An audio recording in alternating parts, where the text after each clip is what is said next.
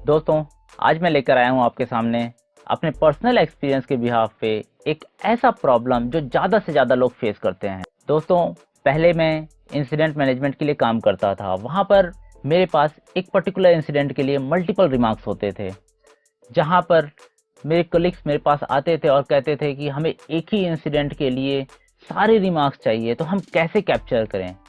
तो मैं यही सजेस्ट करता था, फिर वी लुकअप लगा लीजिए। तो जैसे ही मैं वी लुकअप की बात करता था, हर कोई यही कहता था कि वी लुकअप तो सिर्फ पहली वैल्यू पिक करेगा, जो पहला मैच होगा वही पिक करेगा, रेस्ट अदर्स का क्या। तो दोस्तों, आज मैं आपके सामने लेकर आया हूँ कि वी लुकअप मल्टी मैचेस के लिए कैसे लगाएं।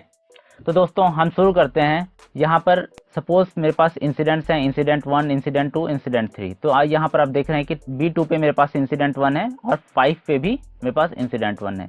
यहाँ पर इशू नॉट फाउंड लिखा हुआ है और यहाँ पर नो एस्केलेशन लिखा हुआ है। तो मुझे दोनों ही चाहिए, तो मैं कैसे कैप्चर करूँगा। तो दोस्तों, उसके लिए सबसे पहले हम इसमें नंबरिंग करेंगे, उसे एक यूनिक आईडी जनरेट करेंगे। ठीक है, जब तक हम इसे यूनिक आईडी जनरेट नहीं करेंगे हम ये नहीं कर पाएंगे। तो यहाँ पर हम लगाएंगे काउंट इफ में जैसा कि आप यहाँ पर पूरा रेंज सेलेक्ट करते हैं, तो यहाँ पर रेंज पूरा नहीं सेलेक्ट करना है। B2 जो मेरा पहला वैल्यू है कॉपी करूँगा मैं। ओके, उसकी जो पैरेलली वैल्यू है B2 कॉपी करूँगा, उसका रो लेवल फ्रीज करूँगा, कोलन लगाया, फिर B2 पेस्ट करूँगा। तो मेरा जो कोलन के पहला वाला वैल्यू है, जो स्टार्टिंग पॉइंट है वो फ्रीज होगा, जो एंड पॉइंट है वो अनफ्रीज होगा, वो मूव करेगा। ये मेरा रेंज हो गया। फिर क्राइटेरिया में मैं B2 लगा दूंगा। तो देखिए दोस्तों, इस तरह से काउंट इफ लगाने का मेरा पर्पस क्या है, मैं क्लियर कर देता हूँ। मेरा पर्पस ये है कि मैं जैसे जैसे अपना ये फॉर्मूला नीचे पेस्ट करूँगा, ड्रैग करूँगा, तो मेरा रेंज 1 इंक्रीज हो जाना चाहिए। उससे क्या होगा कि सेम वैल्यू अगर मेरे पास फर्स्ट टाइम आती है तो उसकी वैल्यू 1 आएगी।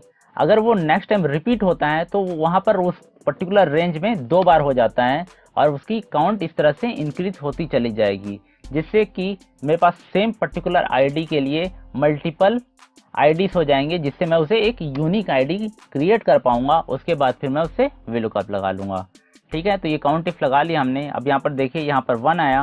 अब सेम इंसिडेंट 1 मेरा 5 रो पे हैं, तो यहाँ पर देखिए, यहाँ पर इंसिडेंट 1 के लिए 2 हो गया, बाकी सब के लिए 1 है। तो इस तरह से ये आईडीज जनरेट होती चली जाएंगी और इससे ये भी पता चल जाएगा ये कितनी बार है। ठीक है, तो ये मेरे पास वैल्यूज आ गया। अब इसके बाद मैं यहाँ पर एक और कॉलम इंसर्ट कर लेता हूँ। ठीक है, इसके बाद मैं क्या करूँगा, इसे यहाँ पर कंसेटिनेट कर लेंगे।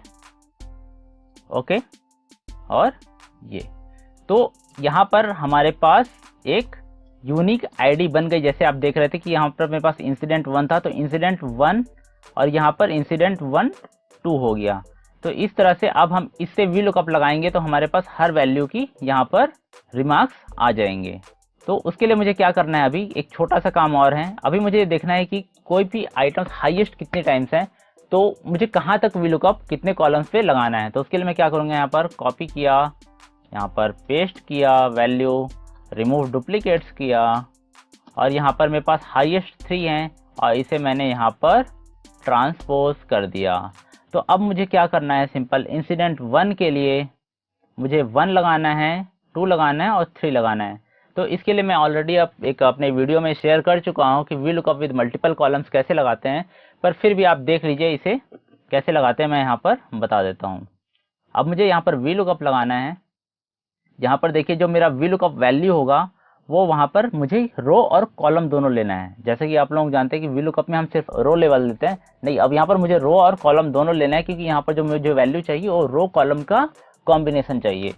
तो यहाँ पर मेरा क्या होगा, रो लेवल कॉलम मेरा फ्रीज होगा, रो अनफ्रीज होगा। फिर मैं कंसेटिनेट करूंगा और यहाँ पर मैं कॉलम सेलेक्ट करूंगा I1।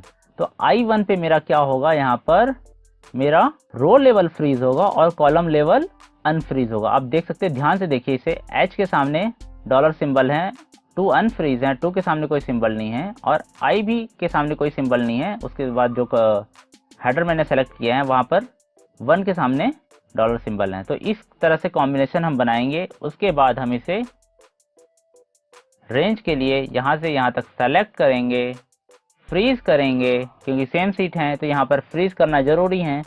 ठीक है, उसके बाद जो मेरी वैल्यू है 4th कॉलम पे है, तो यहाँ से मैं 4 कॉलम सेलेक्ट करूँगा और अपना मैच टाइप 0 और